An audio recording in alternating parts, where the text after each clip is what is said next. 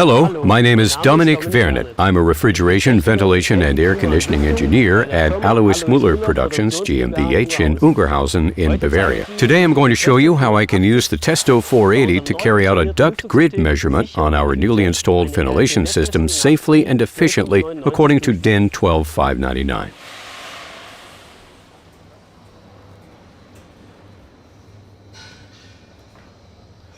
The most important requirement for a measurement is the choice of a suitable measurement site. This site here is not ideal for an accurate duct grid measurement, as it doesn't fulfill the recommended minimum distance to interference sources. Sources of interference, such as this elbow, cause irregularities in the flow profile in the duct. However, there is another more suitable measurement site, and we're going to look at that now.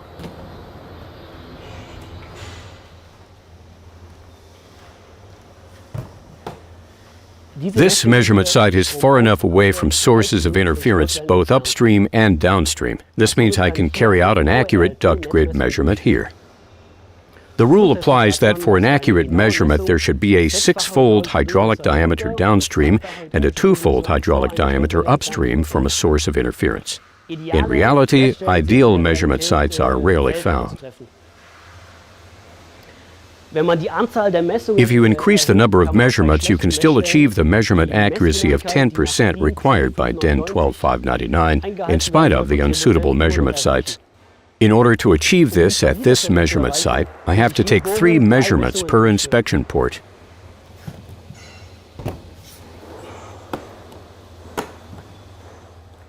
I attach the measuring instrument to the outer wall using the magnets. In order to conduct an accurate duct grid measurement, all relevant information must be entered into the instrument, for example, the duct dimensions. In addition to this, we need a measurement program, which must be stored in the instrument. I've already taken care of both these things beforehand. I start the measurement. Based on the information entered, the Testo 480 shows me how far into the duct I have to insert the probe. In this case, it's 8.3 centimeters. The scaling on the probe allows me to insert the probe to an ideal depth in the duct. After positioning the probe, I press the button on the handle. The remaining measurement duration is shown in the display.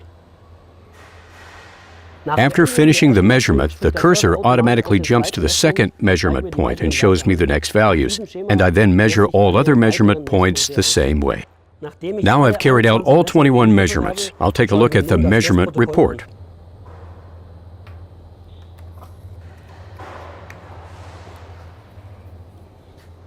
To view the measurement report, I press Options and Finish Measurement. At this measurement site, we've measured a volume flow of 7,711 square meters per hour with an accuracy of 3.7%. According to the plant data, there is a target volume flow of 8,000 square meters per hour at this measurement site. We are well within the target value here, which means we know that the plant is transporting the required quantity of air through the duct system. There is therefore no need for any intervention. In order to document the measurement values, I print them out on the infrared printer.